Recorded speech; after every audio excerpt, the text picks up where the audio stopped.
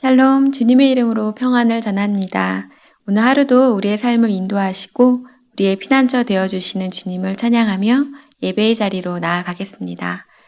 다 함께 사도신경으로 우리의 신앙을 고백하겠습니다. 나는 전능하신 아버지 하나님, 천지의 창조주를 믿습니다. 나는 그의 유일하신 아들, 우리 주 예수 그리스도를 믿습니다.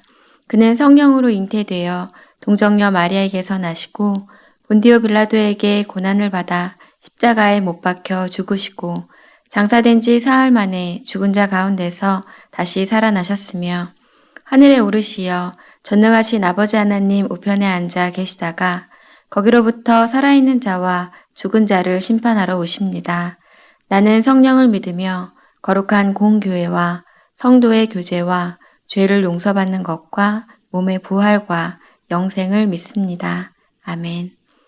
찬송가 208장 내 주의 나라와를 함께 찬양하시겠습니다.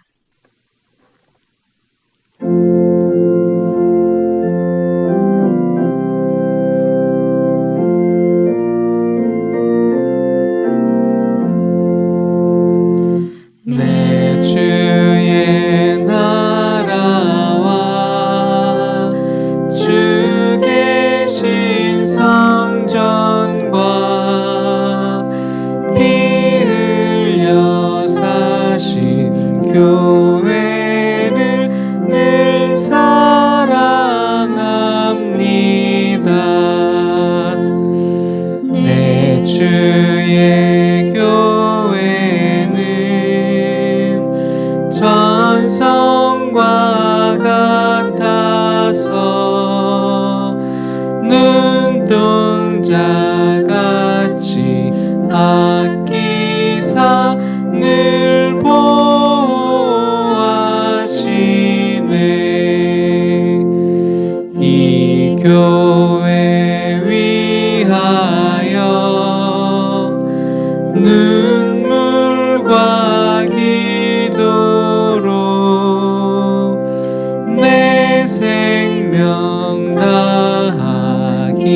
다하기까지 늘 봉사합니다. 성도의 교제와 교회의 위로와 구주와 맺은 언약을 늘 기뻐합니다.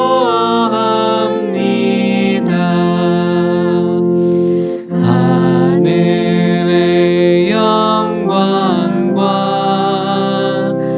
베푸신 은혜가 진리와 함께 영원히 시온에 넘치네.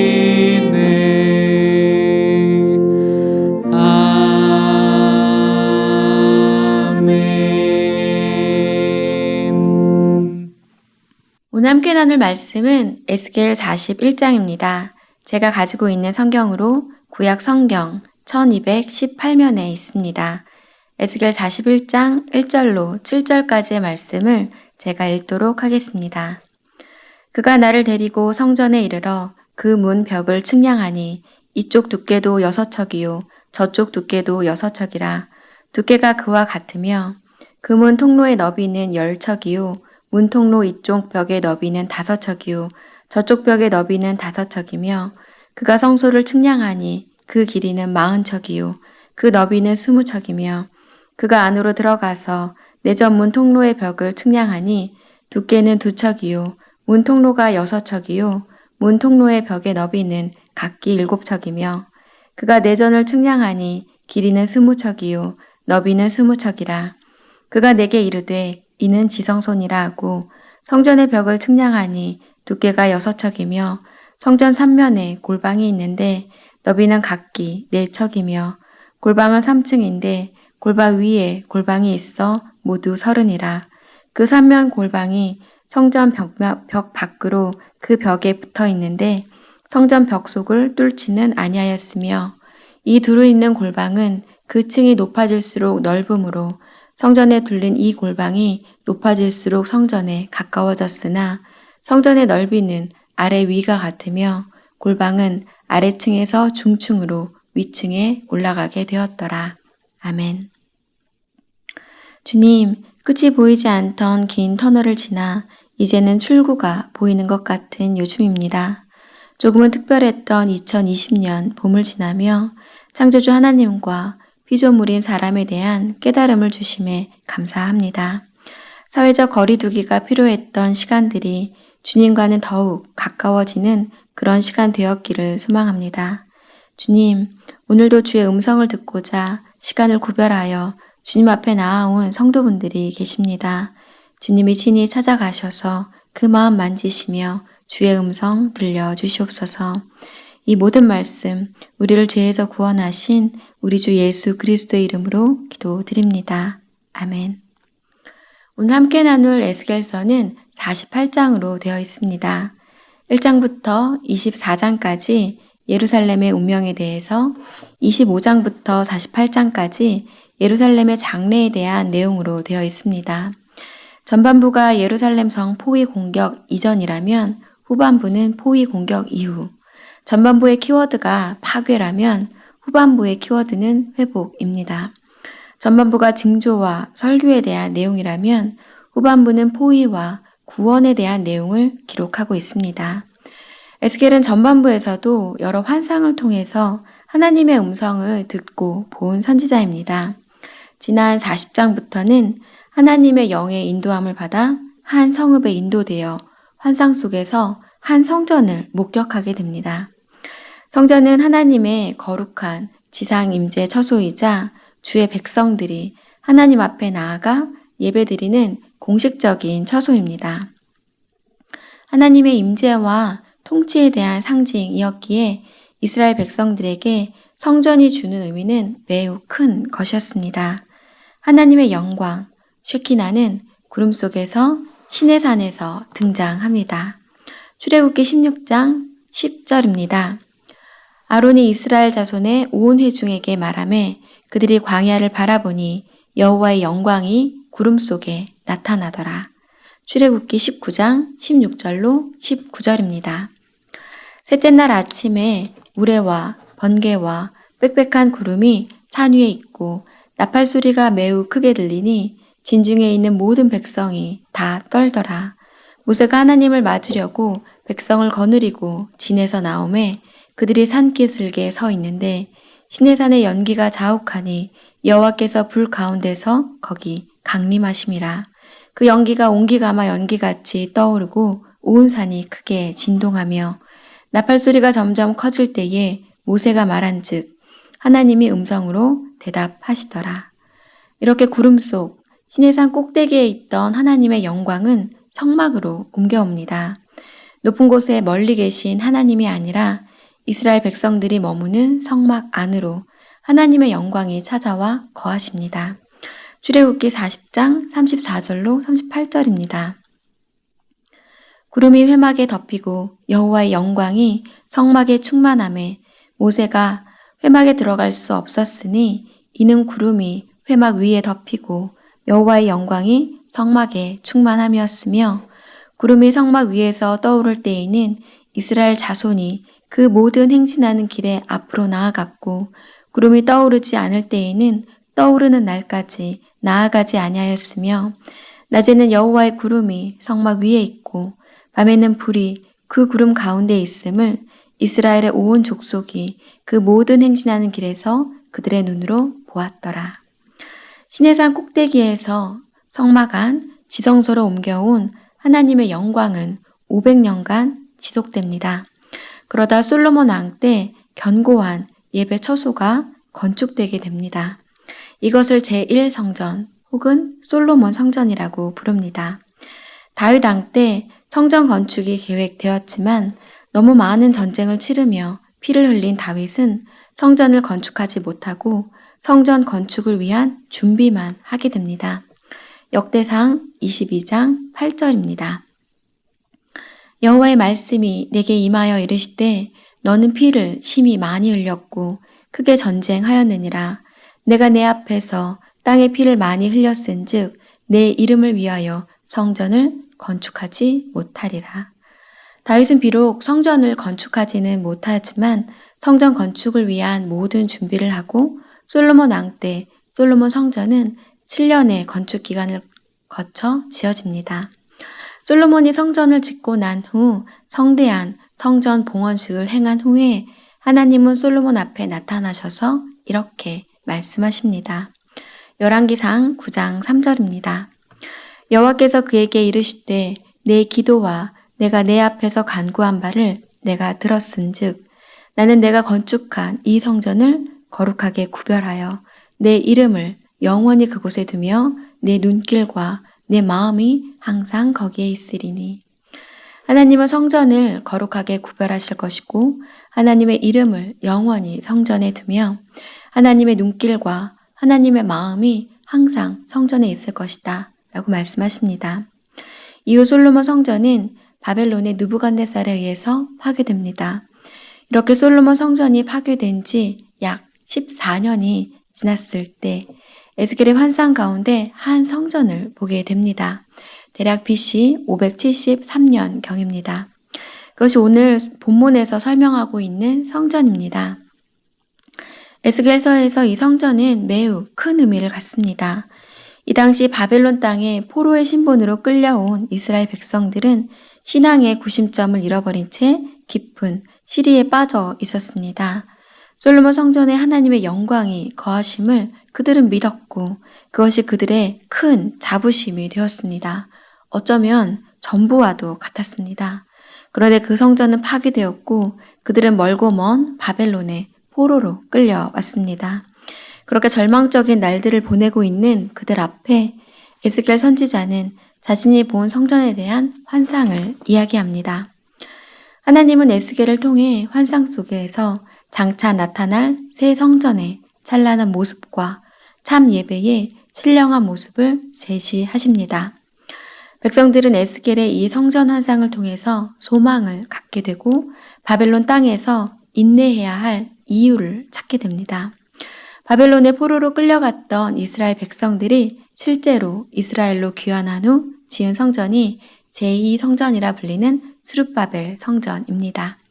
솔로몬 성전과 스룹바벨 성전 사이에 에스겔이 환상으로 본 성전이 있습니다. 지난 40장부터 에스겔이 본 이 성전에 대해 자세한 묘사가 그려져 있습니다. 40장은 동쪽을 향한 문, 바깥뜰, 북쪽을 향한 문, 남쪽을 향한 문, 안뜰 남쪽 문, 안뜰 동쪽 문, 안뜰 북쪽 문, 그리고 안뜰 북쪽 문의 부속 건물들에 대해서 설명합니다. 마지막으로 성전문 현관에 대해서 설명하며 40장이 마쳐집니다. 화면에 핑크색으로 칠해진 부분을 40장에서 설명하고 있습니다. 오늘 함께 나눌 본문은 세 부분으로 나눠서 볼 수 있습니다. 11절까지 성소와 지성소와 골방들을 설명하고 20절까지 서쪽 건물과 성전의 넓이를 묘사합니다. 그리고 나무 제단과 성전의 문들을 설명하며 마쳐집니다. 오늘은 현관, 성소, 지성소의 문에 대해서 그리고 종려나무에 대해서 나누도록 하겠습니다. 먼저 하나님께로 나아가는 길입니다. 41장은 화면에 빨간색 박스 안에 성소와 지성소를 중심으로 설명하면서 시작합니다. 네, 이건 40장이고요. 그 다음 장 41장 보여주시면 되겠습니다. 에스겔은 제사장 집안에서 태어난 제사장이었습니다. 에스겔 1장 3절입니다. 갈대아 땅 그발 강가에서 여호와의 말씀이 부시의 아들 제사장 나 에스겔에게 특별히 임하고 여호와의 권능이 내 위에 있으니라. 제사장인 에스겔은 성소까지 들어갈 수 있었고 에스겔의 환상 속 성소와 솔로몬 성전의 성소는 크게 다르지 않음을 보게 됩니다. 때문에 성소에 대한 설명은 아주 간략하게 언급하고 있음을 볼 수 있습니다. 성소의 규모는 길이는 40척이요, 너비는 20척입니다. 이것은 솔로몬 성전의 성소의 규모와 일치하는 것입니다.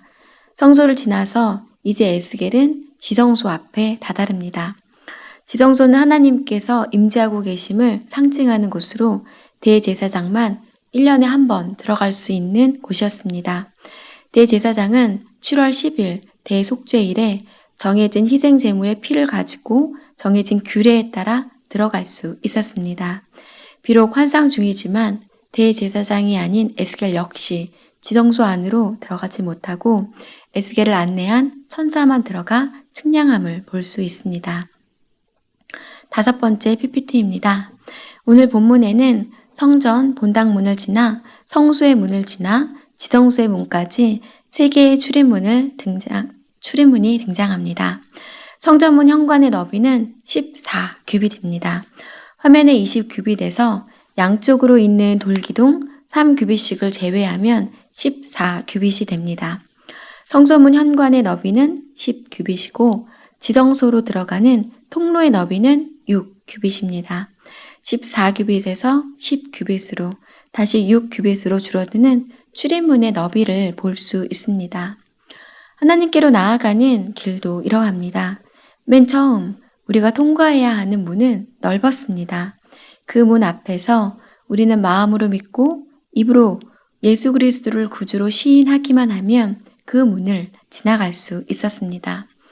누군가에게는 여전히 열리지 않는 문이요, 여전히 그 문 앞까지 데려가기도 힘든 문이기도 하지만 앞으로 만나게 될 문에 비하면 그 문은 넓고 넓은 문입니다. 14규빗 너비의 현관문을 지나면 성소 앞 문에 다다릅니다. 그 문은 이전보다는 조금 줄어든 10규빗의 넓이입니다. 화려한 금으로 장식된 그 문을 통과하기 위해 우리는 한 번 더 스스로를 돌아보고 한 번 더 정결하게 구별되어야 함을 생각해 보아야 할 것입니다. 레위기 20장 26절입니다. 너희는 나에게 거룩할지어다. 이는 나 여호와가 거룩하고 내가 또 너희를 나의 소유로 삼으려고 너희를 만민 중에서 구별하였음이니라. 우리는 하나님의 소유된 백성이요 구별된 자들입니다. 이 세상에 속해 있지만 사실은 하늘에 속한 자들입니다. 성전 현관을 지나 성소, 지성소까지 나아가는 그 문들 앞에서 우리는 생각하고 또 생각해야 할 것입니다. 나는 구별된 자인가? 나의 삶에서 없애야 할 나쁜 습관, 반복해서 저지르고 있는 죄는 없는지 살펴보고 하나님의 거하시는 성전다운 삶을 살아야 할 것입니다. 데살로니가전서 5장 22절로 23절입니다. 악은 어떤 모양이라도 버리라.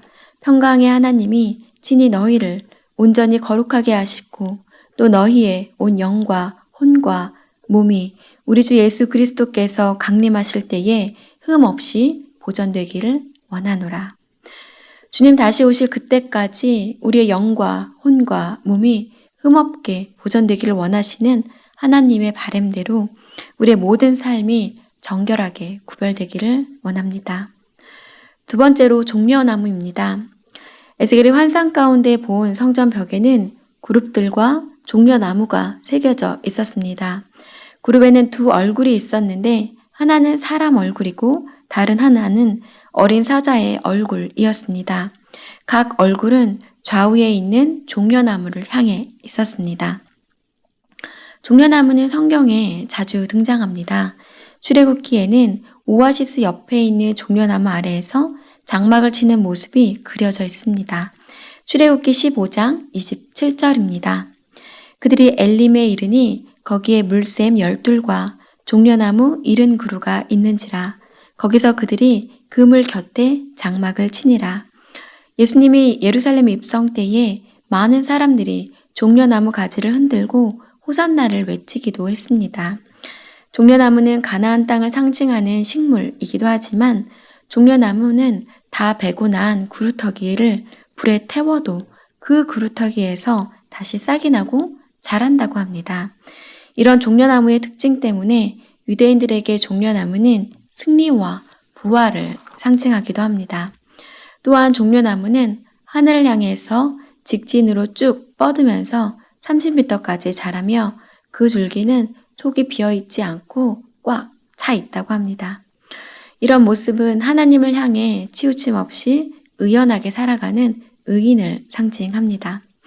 성전 벽면에 그려진 그룹들과 종려나무를 통해서 예수 그리스도를 묵상해 봅니다. 완전한 인간의 모습으로 왕으로 이 땅에 오신 예수 그리스도이십니다. 우리를 위해 낮고 낮은 모습으로 이 땅에 오신 예수님, 그 주님을 맞이하기 위해 종려나무 가지를 들고 주님을 환영합니다. 승리와 부활, 의인을 상징하는 종려나무와 같은 모습으로 사셨던 주님이십니다. 이제는 우리가 그와 같은 모습으로 이 땅에서의 삶을 살아야 할 것입니다. 무엇이 진정한 승리인지 늘 되새기며 우리에게는 부활 소망이 있음을 기억하고 죄의 종이 아닌 의의 종으로 사는 우리의 모습이 되어야 할 것입니다. 부활주의를 지나고 이제 기쁨의 50일 기간입니다. 비록 부활주일 예배를 함께 모여서 드리지는 못했지만 부활의 기쁨과 부활의 소망은 우리에게 가득합니다. 기쁨의 50일 기간 동안 마음껏 부활의 기쁨을 누리며 죽음에서 승리하신 예수 그리스도를 묵상하는 시간 되시기를 원합니다. 또한 날마다 조금씩 주님을 더욱 닮아가는 우리가 되게 해달라고 기도하며 나아가기 원합니다. 현관을 지나 성소로, 지성소로 더욱 좁아져가는 그 문들 앞에서 더욱 낮아지고 더욱 겸손해지고 더욱 거룩하게 구별되는 저와 여러분이 되시기를 주님의 이름으로 부탁을 드립니다. 하나님, 에스겔의 환상을 통해서 주의 백성들의 마음을 위로하시는 하나님을 봅니다. 하나님은 언제나 그렇게 세심하시며 자상하신 분이심을 알게 하시니 감사합니다. 오늘 본문 41장을 통해 주님께로 나아가는 길을 묵상합니다. 넓은 문을 지나 그보다 좁아진 성소의 문을 지나 더 좁아진 지성소로 향하는 길을 바라보며 주님께로 가기 위해 우리는 얼마나 더 정결하고 거룩해져야 하는지 깨닫습니다. 주님, 어리석고 연약한 저희들을 불쌍히 여겨주시며 긍휼을 베풀어 주시옵소서. 하나님의 자녀답게 정결하고 거룩하게 살아갈 수 있도록 은혜 내려주시기를 기도합니다. 날마다 조금씩 주님을 더욱 닮아가는 주의 자녀들이 되기 원하며 이 모든 말씀 오늘도 우리와 함께 하시는 우리 주 예수 그리스도의 이름으로 기도드립니다. 아멘. 이제 기도의 자리로 나아가겠습니다. 기도 제목 나누겠습니다. 하나님이 거하시는 성전답게 더욱 거룩하게 구별되는 저희들 되게 하옵소서. 죽음에서 승리하시고 부활하신 주님의 부활을 기뻐하는 기쁨의 50일 되게 하소서. 질병과 그 여파로 인해 위기 속에 있는 모든 이들에게 주님의 자비를 베풀어 주옵소서. 코로나19 바이러스의 전 세계적 확산이 속히 멈추게 하시고 지역사회 감염이 사라지고 바이러스가 소멸되게 하소서. 일선에서 환자들을 진료하고 치료하는 모든 의료진들과 공무원들을 비롯하여 모든 애쓰시는 분들을 지켜 주옵소서.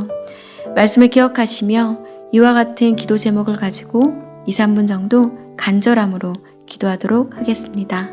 기도하시겠습니다.